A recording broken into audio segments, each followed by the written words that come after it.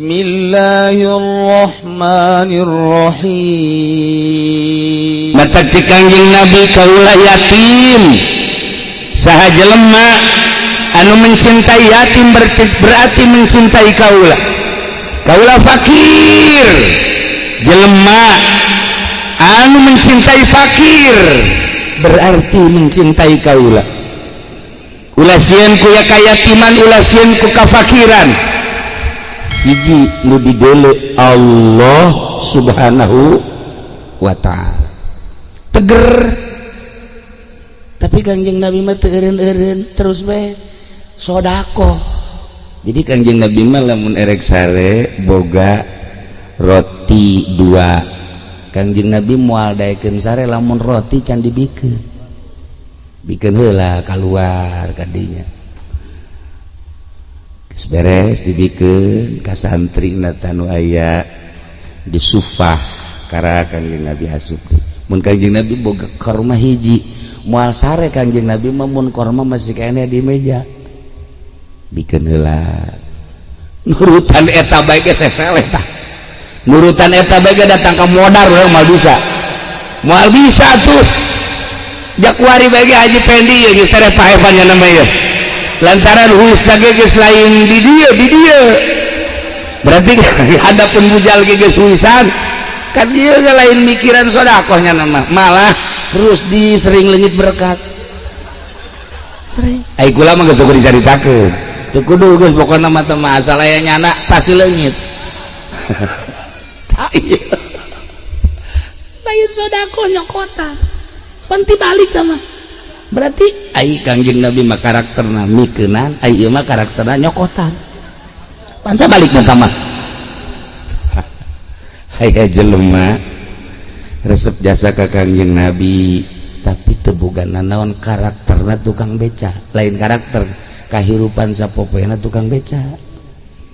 Ketika nyana nyaritakeun Kangjeng Nabi ku kabageuranana, nyaritakeun Kangjeng Nabi ku loyalna, nyana ngarenung kieu bae cek nyana aing ge hayangan aing teu bogana naon lah aing mendek sedekah ngabeca bae ngan asal poe Jumaah jelema anu naik beca aing datang ka jam 11:30 moga teu kudu mayar sedekahna eta bae nyana komo nu deuk ka masjid mah ngabeca nyana bebeja jeung pamajikanana mana bahasa tukang beca mana ai bahasa Haji Pendi makan mama ada aja nama ai urang dan mama ai eueuh bae ai masih kawan deres masih mah atuh deres masih mah malam teu semakin teu masih sia bae nyana.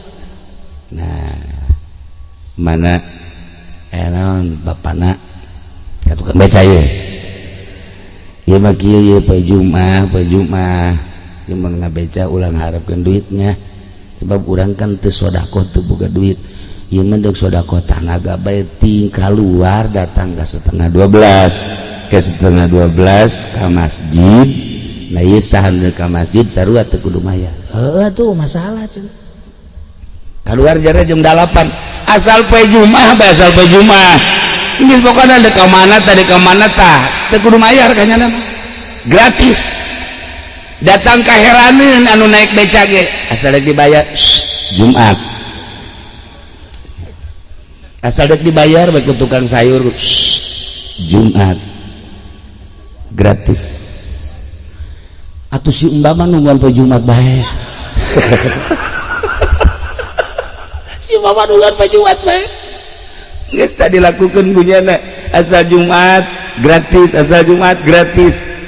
kabeneran aya nu teu nyahoeun bos masjid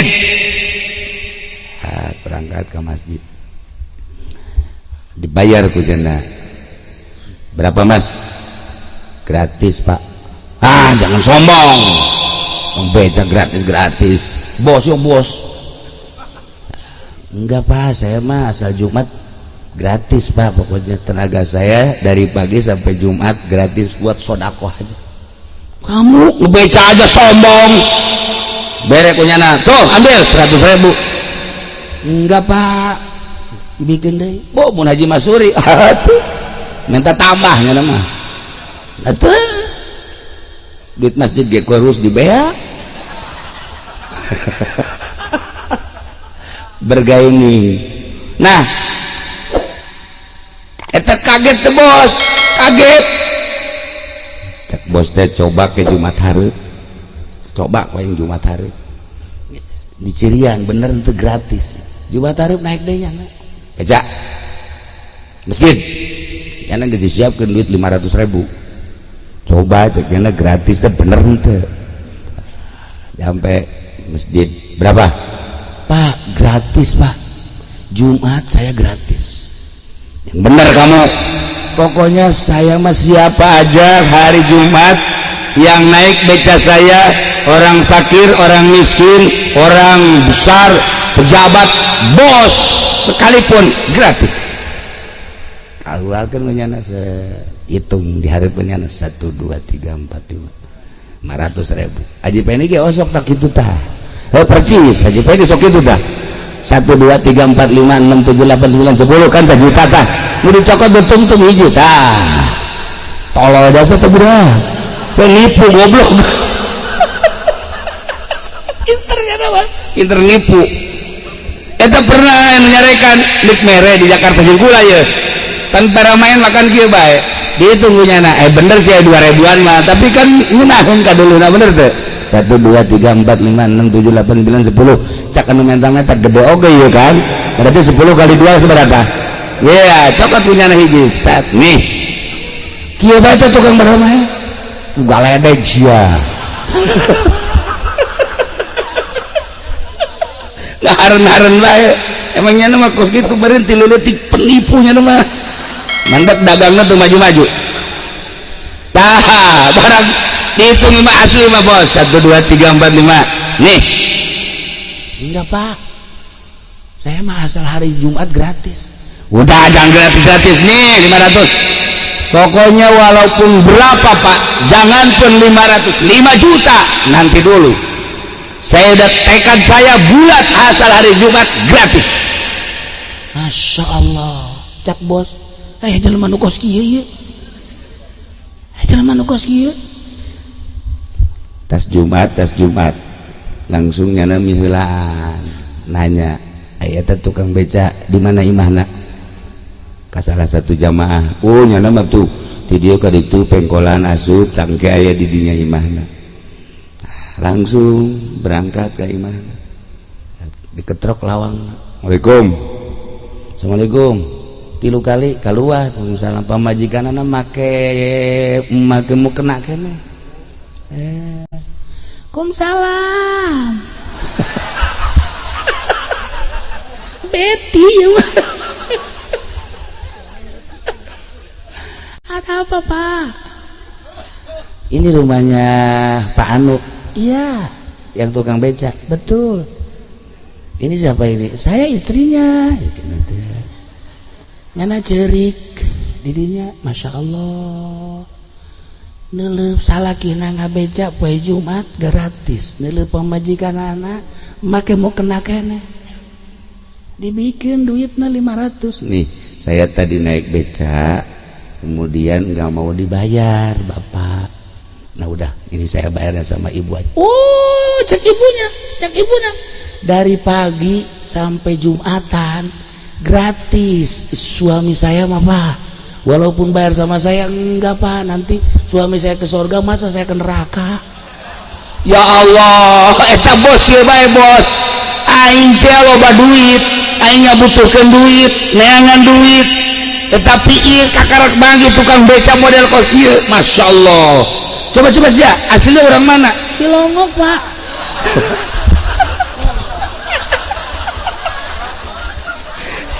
Dasar hasud ya nama.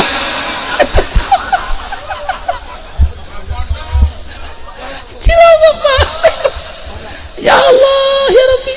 Idinya nyana ngitlakeun cai mata. Ya Allah ya Rabbi. Horenganan jelema geus kabitaeun jasa ka surga ditanya. Teh ieu nu mantak ieu kumaha? Nu mantak ieu cinta jasa ka Kangjeng Nabi. Kangjeng Nabi walaupun fakir tapi sodakohna terus baik. Kangjeng Nabi walaupun miskin tapi sodakoh terus baik. Naon baik anu bisa disodakohkeun ku Kangjeng Nabi selalu disodakohkeun. Kaula nuturkeun Kangjeng Nabi, salaki kula nuturkeun Kangjeng Nabi. Lantaran eueuh jang sodakona hanya tanaga-tanagana, maka kula jeung salaki musyawarah poe Jumat ngagratiskeun beca. Ya Allah, ya Rabbi cak nu sugih teh pohara amat. Ieu mah jelema lain lalagaan di luar kapasitas biasa.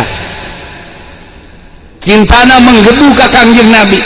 Akhirna balik nu sugih teh ngarenung bebeja ka pamajikanana.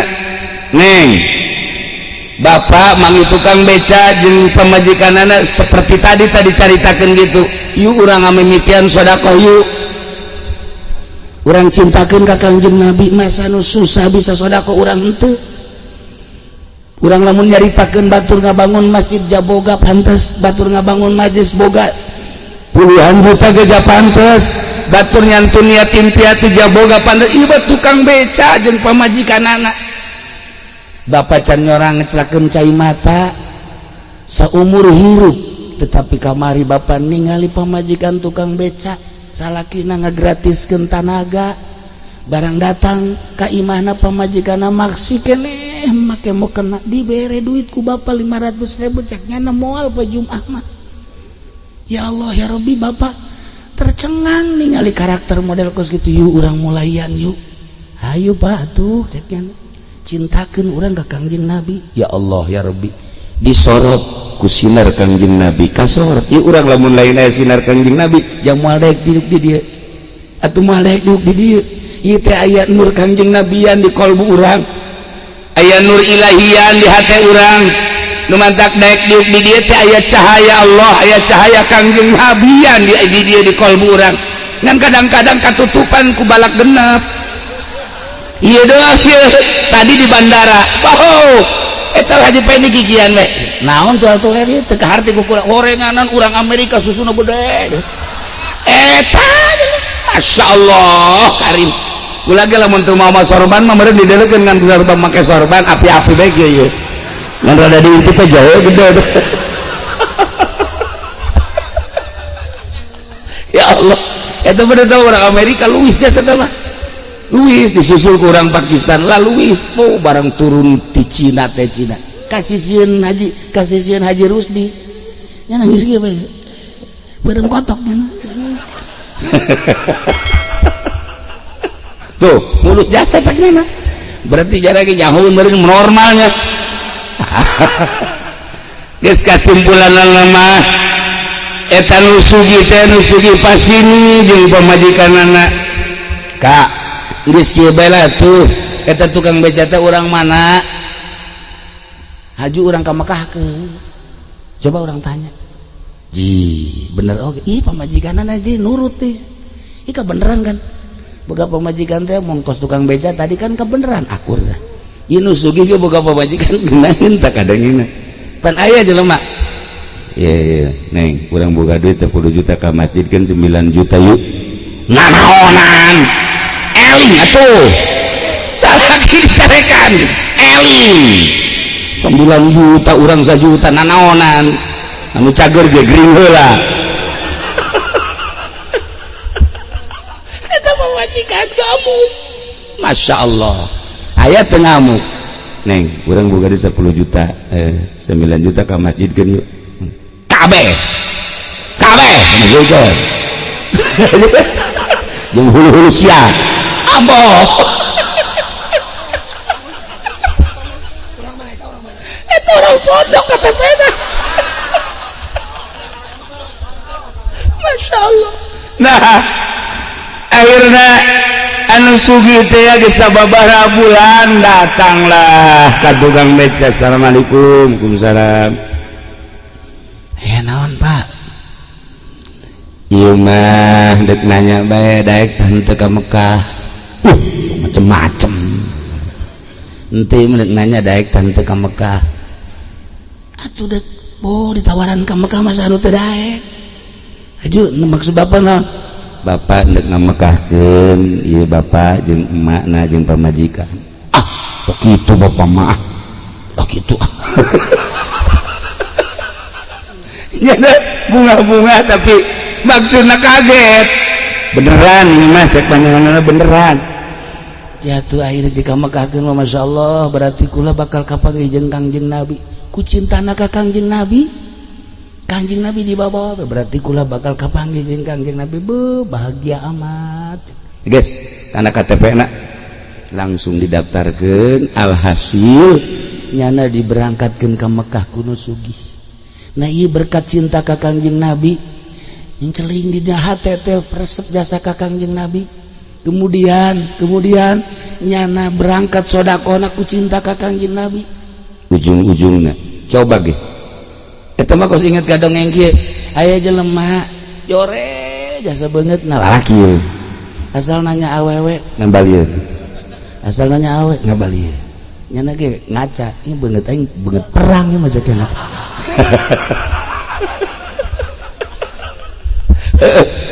geus nyana terus bae asal nanya bae si komo tuh budak sakola mah ditanya ti jauh kene geus kieu malengos.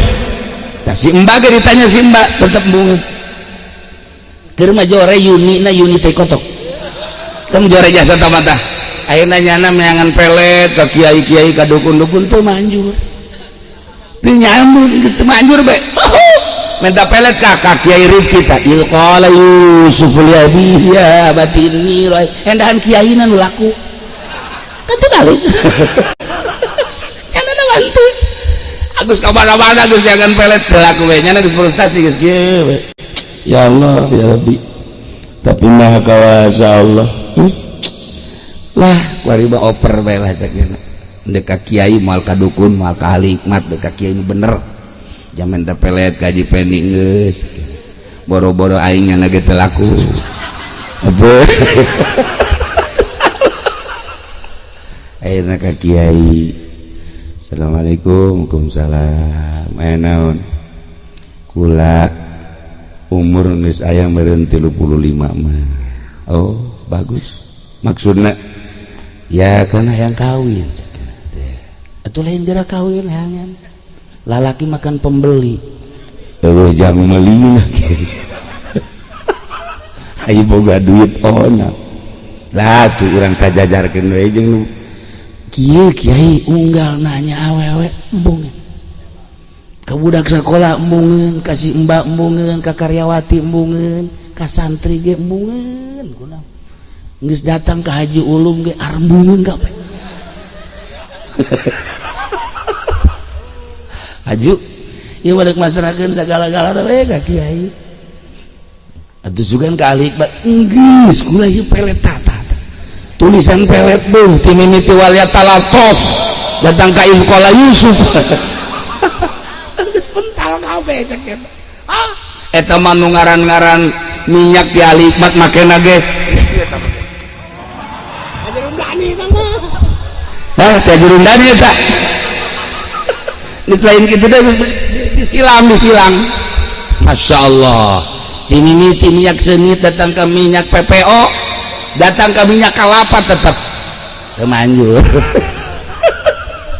Haji Masuri pagaweana kos kitu teh puding tah bae keur ngorek kikian nya tah Haji puding jago pelet kos kitu tapi tetap berlaku nah ieu mah masarakeun ka kieu cintakeun ka Kangjeng Nabi cak Jai cintakeun ka Kangjeng Nabi engke batur lain neuleuh beungeut maneh lain neuleuh awak maneh tapi aya sinar Kangjeng Nabi ya Masya Allah cinta cara cintana cintakeun hate baca sholawat tah sholawat nu mana kiai ye tapi teu meunang direkam ieu mah ye sholawat ieu mah anjur jasa ieu mah ye teu meunang direkam paehan HP-na paehan nya dibacana moal make ieu Allahumma sholli ala sayyidina Muhammadin ana talu wa qasana kul mantu salatu sulaiman siman ya. Coba nih anak gua kan. Aku sadar gitu sih. Aduh itu mah pelet. Aduh.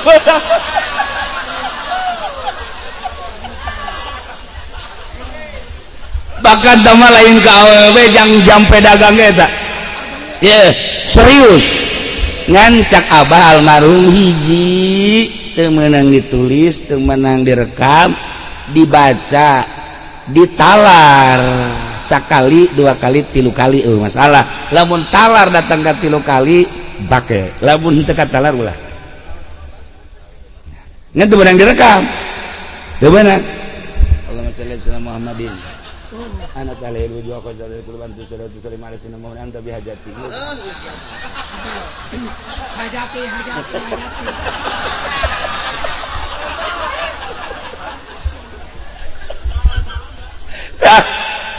nah ya akhirnya kuyana diwirid takuyana dengan cinta ka Kangjeng Nabi Masya Allah dibere sabar kiai teu ngawirina lamun bisa saumur maneh mimitina dipoe lahir misalnya umurna 35 macana ulah loba-loba 35 ngan poe lahirna poe naon misalnya umurnya geus 27 macana ulah loba-loba 27 ngan ti poe lahir atuh kecil dah kos gitu dibaca kuyana terus bae Allahumma shalli ala sayyidina Muhammadin anat alaihi wujuh khasyatan lukuman tusalli wa tusallim ala sayyidina Muhammad karekam tapi teu meunang diwirid tah bos ya teu meunang awas eta tah kudu satalar-talarna bahaya tah mah nah diwirid ku jana terus we diwirid asal penting diwirid sesuai jeung umur asal penting diwirid sesuai jeung umur terus we tambah cinta ka Kangjeng Nabi dicintakeun ka Kangjeng Nabi cinta ka Kangjeng Nabi Masya Allah teu lila prosesna cuman 3 bulan eta awewe loba nu nanyakeun loba nu nanyakeun aya teh si cenah si Udin kok kasep amat ayeuna kasep amat cenah keur ieu mah joget sia joget bahasa Vietnam eta kasep amat unggal jelema nyebutkeun kasep bahkan aya eta mah jelema aya kasep tapi pantes cek cenah teh pan beda tah pantes cek cenah nyurup teh nyurup pan jelema teh aya nu nyurup pantes sampaian lah kok saji pendi aya kan nya mah awakna sampaian topo ge sampai-sampai ku kesimpulan adalah alhamdulillah lo bandar sepen ya akhirnya naon gitu ngalamar kawe jadi ta eta sholawat modal cinta ka Kangjeng Nabi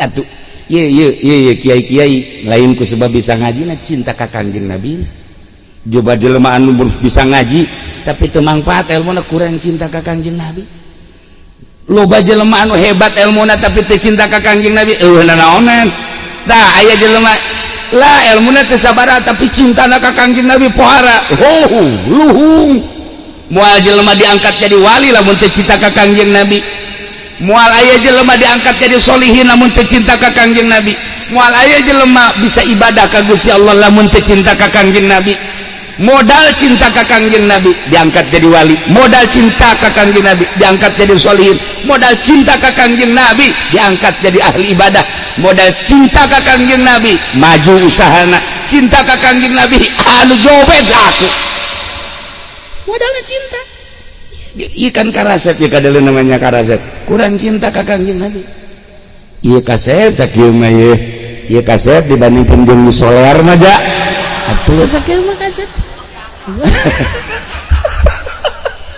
tapi kurang cinta ka Kangjeng Nabi ya kos kieu ya mantap betah aja tadi Cilongok cekna ngaji kunaon datang ka ngendong-ngendong ai di imah dicarekan bae da cenah kurang cinta ka Kangjeng Nabi cintakeun geura ka Kangjeng Nabi nah inilah tadi jelema susah cinta ka Kangjeng Nabi bisa ka Mekah jalan mati mana bae ieu jelema jore cinta ka Kangjeng Nabi laku bahkan awewe ribut perebutkeun nyana ribut kaget sih kurang udah ribut bang eta teh perebut anu jore tadi horenganan lain jore na aya sinar Kangjeng Nabi ya Masya Allah kan nah ila Kangjeng Nabi teh lahir ke alam dunia geus teu boga bapak 5 tahun ibuna maot genep tahun ibuna maot 7 tahun Kangjeng Nabi lantaran ibuna teu aya diurus ku Abdul Muthalib akina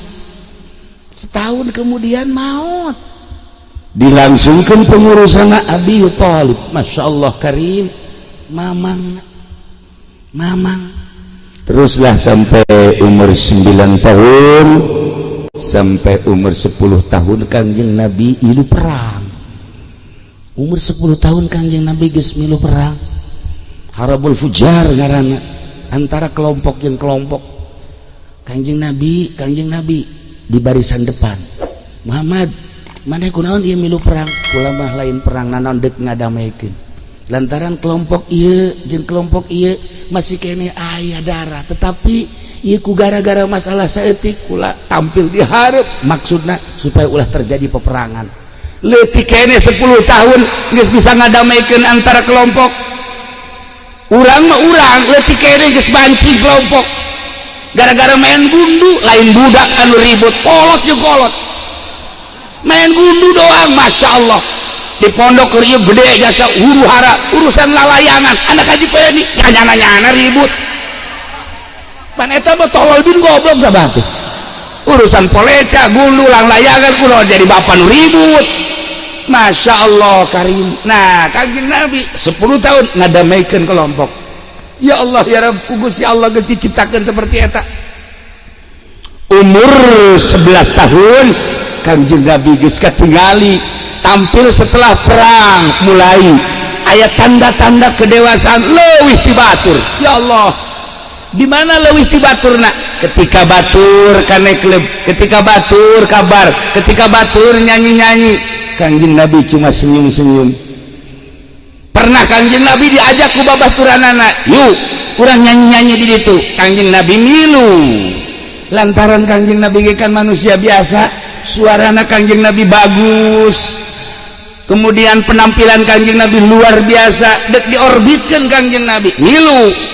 Setelah di perjalanan Kangjeng Nabi kapanasan ku Gusti Allah dibere tunduh teu kuat Kangjeng Nabi akhirnya babaturanana diteruskan tidak ada terus kayak kula menyusul baik Kangjeng Nabi calik di batu dengan tuduhan luar biasa rep sare diamankan ku Kangjeng Nabi ku Gusti Allah di tengah-tengah terik matahari dibutuhkan ku babaturanana lantaran Kangjeng Nabi suarana bagus penampilanana hebat ketingali kedewasaanana tapi diamankan ku Gusti Allah di tengah-tengah terik matahari di batu Kangjeng Nabi sare coba eta Allah maha kawasa ngamankeun Kangjeng Nabi lain di kamar ngamankeun Kangjeng Nabi lain di bawah pohon tapi di luhur batu mata kekare di pengamanan Gusti Allah mah ulah aneh lamun urang nyaritakeun Islam di Indonesia hebat teu aneh di Malaysia hebat teu aneh di Saudi Arabia teu aneh tapi justru di Amerika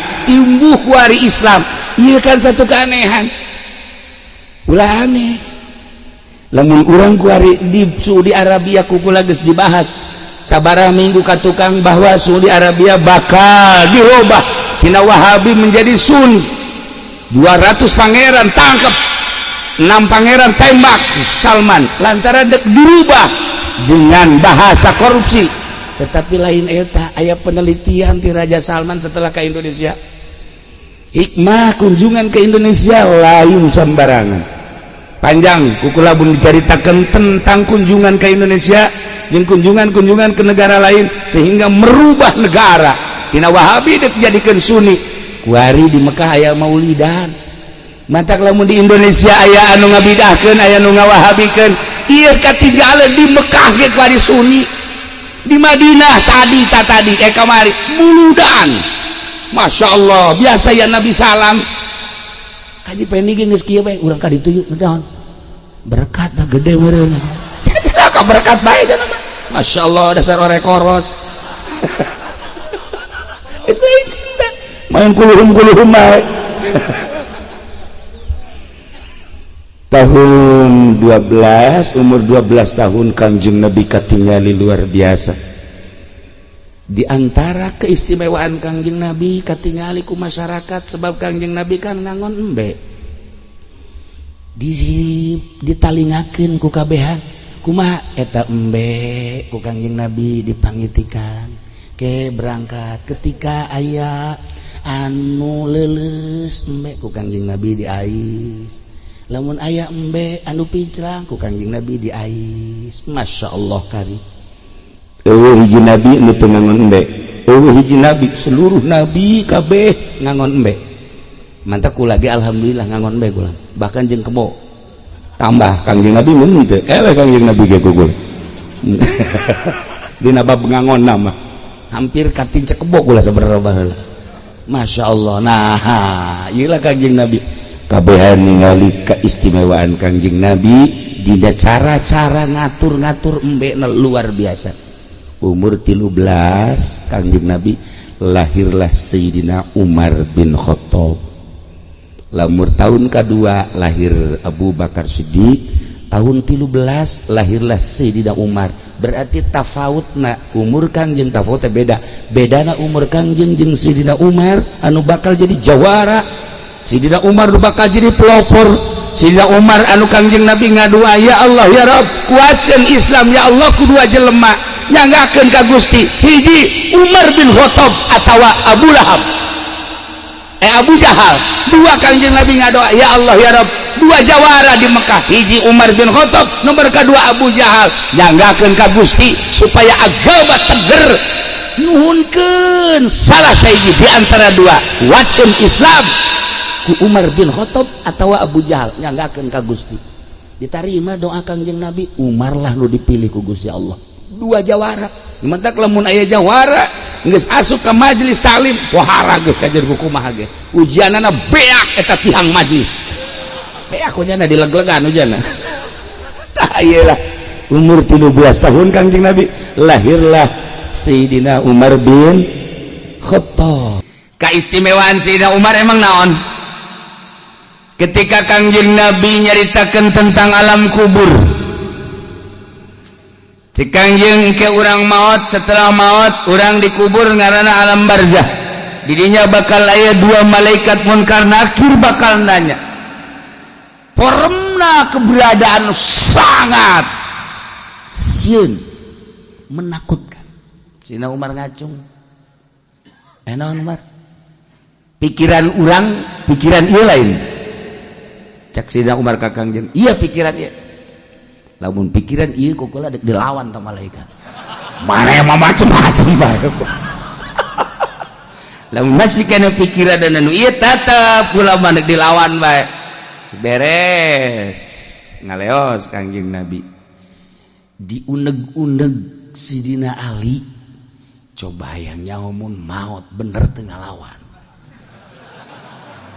bener henteu tekan hebat sahabat bakar itu mautlah Kangjeng Nabi mautlah Sayyidina Abu Bakar nah ketika maut Sayyidina Umar sesuai jeung wasiat kuburlah didinya di pinggir Sayyidina Abu Bakar ya Kangjeng ieu Sayyidina Abu Bakar Siddiq ieu Sayyidina Umar tak orang adab-adabanana mun zarah teh ngan teu bisa kuari mah miti maju mundur ke belah dieu ke mundur deui antara kitu makomna set ieu Kangjeng Sayyidina Umar Abu Bakar di Sayyidina Umar kududa urang mundur adab-adabana mundur dinarian kuari lamun mundur katakol malah askar orang bisa liwat geus alhamdulillah geus kajen nah Sayyidina Umar maot kuburkeun mimpin Sayyidina Ali beres Sayyidina Ali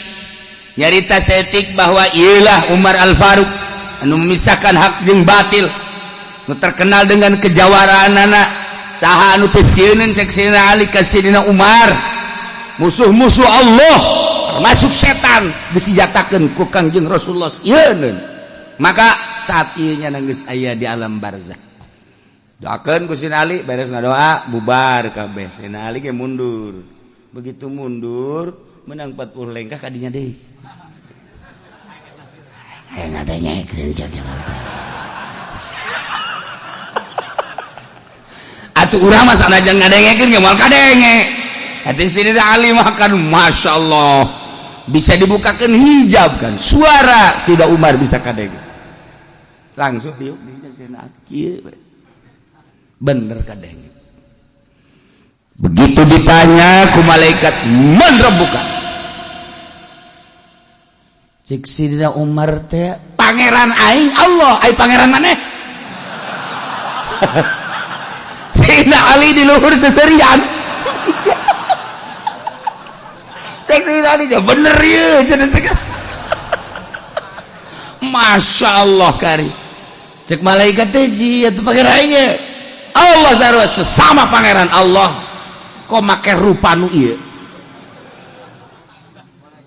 cicing we tah malaikat diteruskan wa man nabiuka cek malaikat iya digigir tah nabi tah digigir aing ngarendeng ngingeana tah cek nu saurang deui emang ieu saha ieu Umar atuh kunaon ditanya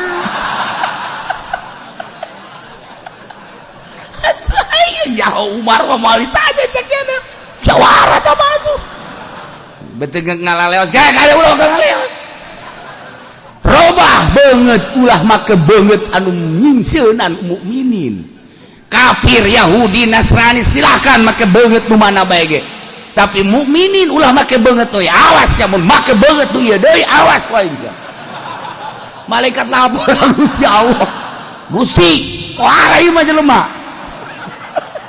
cak Gusti turunkeun banget sia rupana beres Sayyidina Ali seserian kapangi kan baca seserian Ali kuran mana mata daku kun make seserian aduh nyata ceknya neta anu baheula waktu dihareupeun Kangjeng Rasul cek ada dek dilawan ku kula ternyata kabeneran bener ditanya sakumaha tadi tah kajawaraan Sayyidina Umar lain keur hirup bae geus maot masih keneh nyana nulungan mukminin ini sejak etalah turun seetik wajah Munkar Nakir tepati sieun jasa tepati serem jasa rada lah rada bahkan dititahkan ku Sayyidina Umar bagi jelema-jelema nu ditanya wali Allah kekasih Allah ulama-ulama sholihin awas kudu make senyum saeutik Sayyidina Umar bahara jasa dah batak ayeuna malaikatnya lamun nanya wali teu keras bab ingat ancaman sino awas ya kowe eta Sayyidina Umar ka malaikat diancam teu kira-kira tah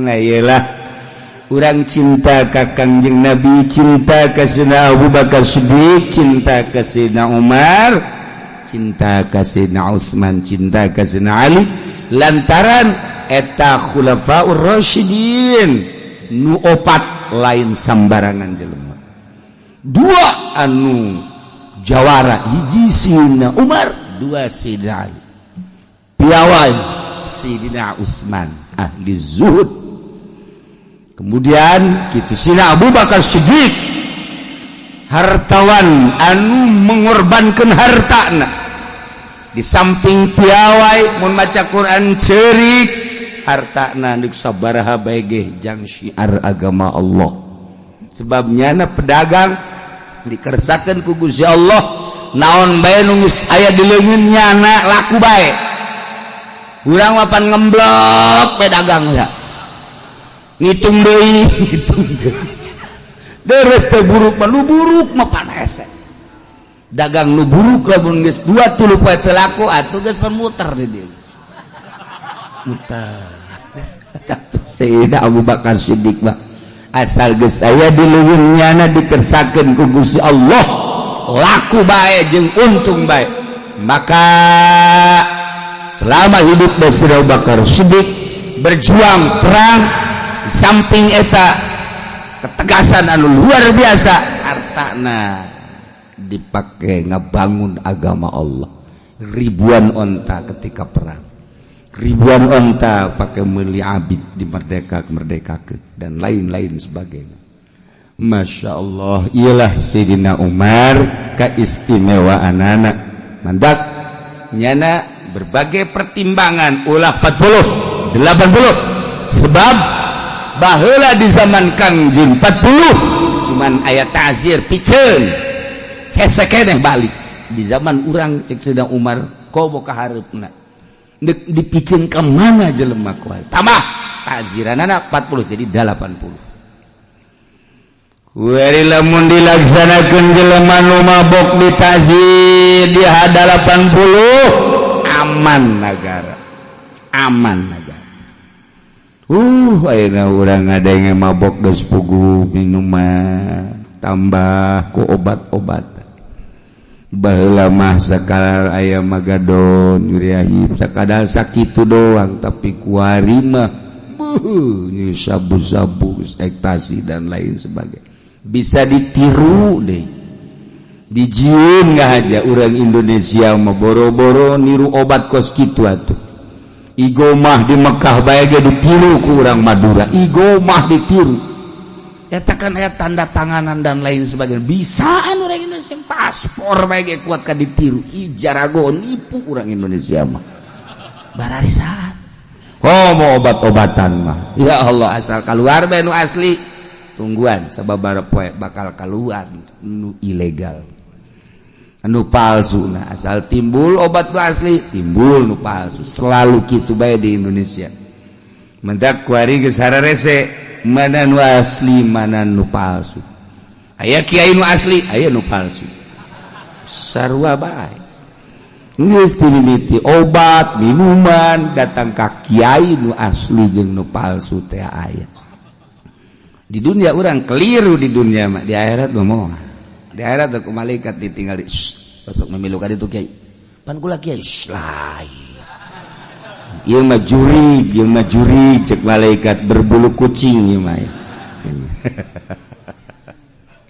ya Allah ya Rabbi ieulah cerita Sayyidina Umar maka dicatatlah dina fikih had jelema merdeka syaribul khamri adalah 80 cilidan abid 40 cilidan nah eta teh Sayyidina Umar teh di mana eta menangna pertimbangan cek Sayyidina Umar salat zuhur 4 rakaat ketika dijadikeun Jumat jadi 2 nu 2 deui adalah khutbah teh adalah bagian daripada sholat 2 rakaat mentek tuh menang sambarangan khutbah eta mah ulah ngaco-ngaco sebab sholat keneh hiji kudu boga wudu 2 teu menang ka kitu buka aurat merga 3 teu menang ka pasil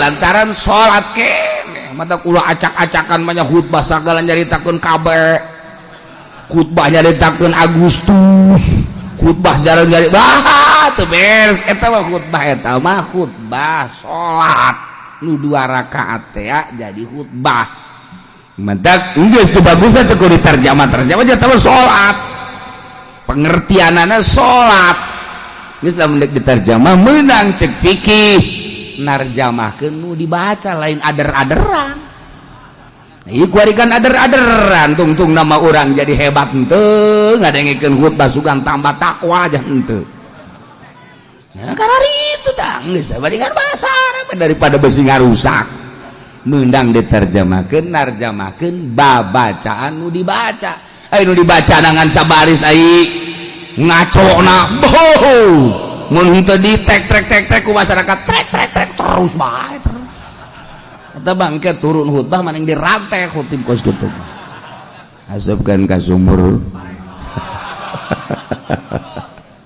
nah eta jadi pengertian ada lain khutbah ceramah gaganti salat 2 rakaat nu tadina zuhur 4 jadi 2 deui jadi khutbah geus khutbahna teu meunang ngaco aya aturanna geus khutbahna ge kudu aya hamdalah kudu aya sholawat kudu aya Quran kudu aya wasiat kudu aya doa Allahumma ighfir lil mu'minina wal mu'minat doa eta teu sah salat kabeh dak perhatikeun aya aturanna ieu mah lain sa khutbah-khutbahna teu diuk teu sah sebab diangkat sarakaat geus dipisah dua khutbah teh sarua jeung 2 rakaat diuk heula diuk karak nangtung deui mun neretet bae jana diukan heuy ai sia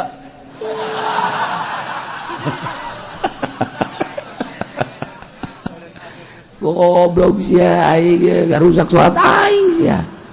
Nah eta lan mah khatibna kudu nu paham ulah tarjamah acak-acak ieu mah salat. Ndek khutbah mah nya ndek ceramah ketas jumah atau meme jumah. Oh, ceramah sadekna nya da tekan budak ngebudak geus tah. Cenah nu ngadengekeun atuh karasa ku sia berarti sia teu dipake karasa. Ieu mah keur salat ieu mah ditah Allah. Tungtung nama pan kulantaran salat ieu kan anu ngadengekeunage teu meunang teu ngadengekeun idza sa'idal khatibu 'alal mimbar fala tatakallam wa ma yatakallam fala faqad lagu wa man lagu fala jum'atalah deuk kumaha coba di mana khatib naik ke mimbar ulah ngomong awas urang lamun ngomong berarti lalagaan sia lain keur salat wa man lagu fala jum'atalah teu boga jumat sia teu sah.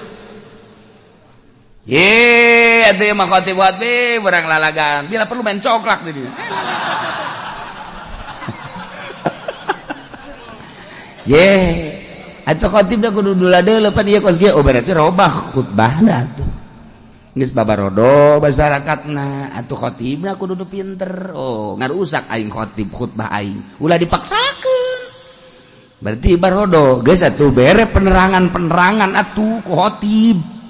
Bere penerangan ulah datang ka ngarusak salat teh ieu salat Jumat teh rusak atuh kabeh ge dikarubah diacak-acakan tah ieu keur sakalian nyaritakeun Sidina Umar ieu bulan ieu 40 gaganti ta'zir nah ieu ge khutbah gaganti salat 2 rakaat jadi khutbah handak teu bisa teu meunang teu buka wudu hati-hati jeung teu meunang lalagaan urang bae urang nu ngadengekeun teu meunang nundutan banyak salat nundutan imang geus adzan Allahu akbar Allahu akbar Allahu akbar Allahu asyhadu an la ilaha illallah geus bare nangtungnya nama khusyuk jasa aju nu digigireun ngantep deui hareup imam geus mulai Allahu akbar bismillahirrahmanirrahim nya kakara kudang nya deuk nangtung isin deuk diuk bae pan nya salat kumaya aingnya cekir saya sih hade ya urang bae urang heula mimitian sing rapih teangan masjid nu rapih sebab ieu mah Jumat salat ieu mah lain lalagaan bisi aya khatib anu ngaco urang henteu bisa negor khatib pindah salat Jumatna pindah ieu urang di dunia moal kebel dibawa acak-acakan ku khatib bloon ieu tinyahuan bawa eta salat acak-acakan segala jaritakeun ngaler ngidul ngetan kul tarjamah kudu dibaca lain haju acak-acakan hayu tarjamahkeun alhamdulillah hamdan katsiran alhamdulillah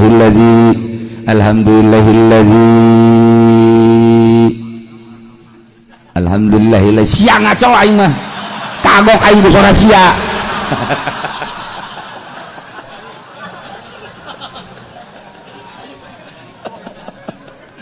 aduh masya Allah nah tarjamakeun terus ayat terjemahkeun wasiat terjemahkeun aya ditarjamakeun mah peuteuna naon narjamakeun usikum iya ya taqwallah kula wasiat ka kaula jeung kamareh kabeh takwa ka Allah sing hararade teu naon tah beres Jumat imamna main catur pan tadi usikum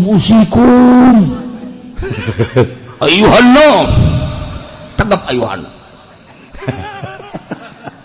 hai manusia ditatak lah turun khutbah main catur geus bandingan bakeun golok ai sia takwi usikum naon sia hah hayu jeung aing main caturna sia golok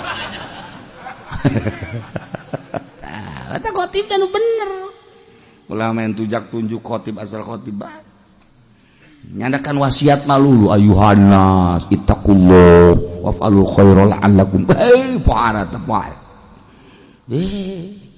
urang-urang kadinya teh ka khotib Assalamualaikum salam jangan nonton TV. Aing teh senang khotib kos gitu. Ya Allah ya Rabbi, ikan sholat masalahna. Aing ceramah maki pudoli acak-acakan lolos. Kita lain sholat tamanya nama sapira bisnis.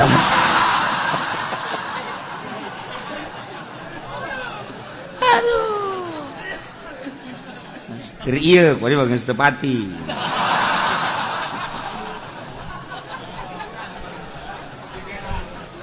Ya Allah, ya Rabbi Karim.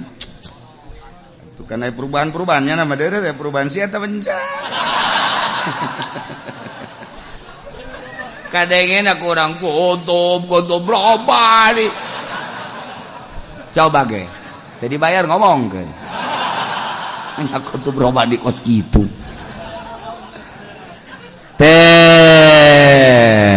Iya khutbah berarti ganti salat sing hade. Geus hati-hati degekeun kurang perhatikan leungeun urang teu meunang uca aco ka dieu nunjuk doang ya nunjuk jadi masalah masa keur salat nunjuk. Wa man lagha fala jum'atalah. Lalagaan berarti tunjuk ngomong ngobrol fala jum'atalah teu sah jum'ana sia.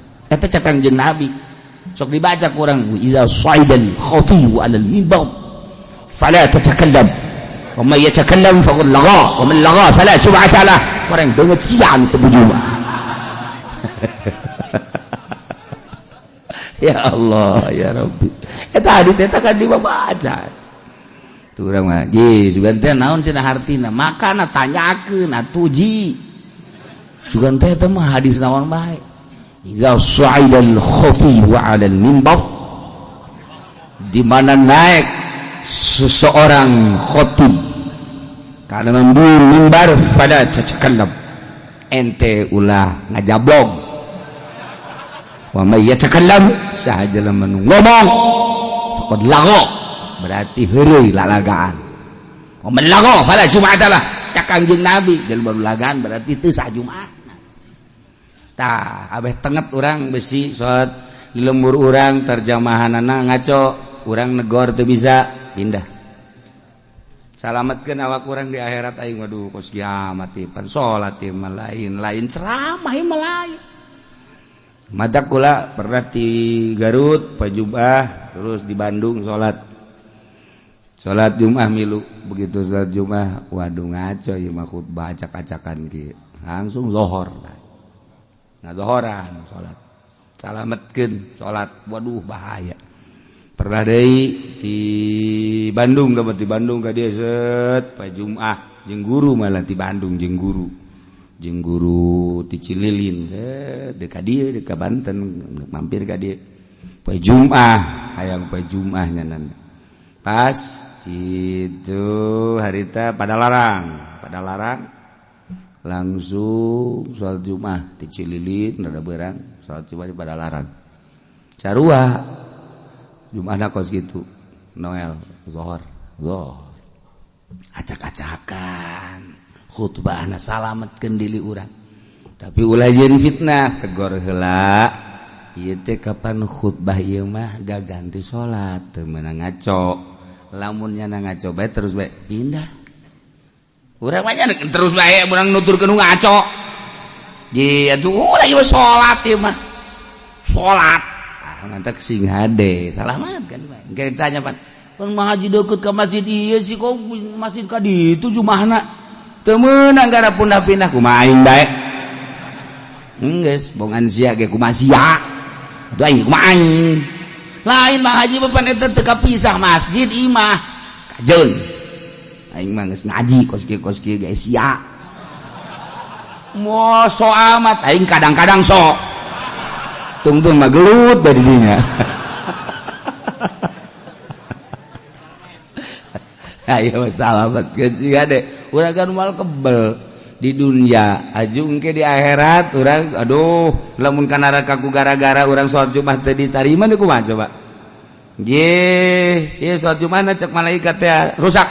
Padahal mah teh nyaho, pan sia ngaji bae. Tadi dengekeun, saekeun hulu sia ku sia. Cek malaikat, neraka sia. Lu kumaha mah urang emang Sayyidina Umar bisa ngalawan ke malaikat. Potongan urang mah pan gepeng. bisa mantak Sina Umar orang minta tulung ka Sina Umar tulungannya aing jatuh wau ka sia tilok hadiah tilok naon tilok aing endek kumaha coba tah badak salamet rapihan ibadah orang rapihan supaya mantap ka Allah mantap urang pan sesuai urang syariat saha nu bogana Allah nitahna ku batu Allah ulah sok dimuadib-muadib nah ya nu mabok benang hat ulah ku urang ku pemerintah urang teu aya hak beusi ke kurang datang di kebugan bae di rumah urang teh mabok ya kana gebugan bae ngaji kamari aing paminggu heuh saha nu kudu ngagebugan siapa tuh hak al gojo di negara ya di negara orang tengah lakukan atau geus mantepkeun kumaha di akhirat ulah bertindak sorangan teu meunang masyaallah engke bae di akhirat keur dipanggil camat lurah bupati geus pokoknya lolonja we kabeh ka neraka jahanam ku gara-gara henteu diterapkeun ieu kos gitu ieu keur carita syariat minimal urang nyaho kesalahan-kesalahan abeh urang ulah ngalaksanakeun kesalahan sebab ternyata sanksi mabok nu sakitu beratna cirian kitabna lantaran ieu ngaji mingguan kitab terakhir nu kolot menyaho datang nyonte Syawal wallahu a'lam.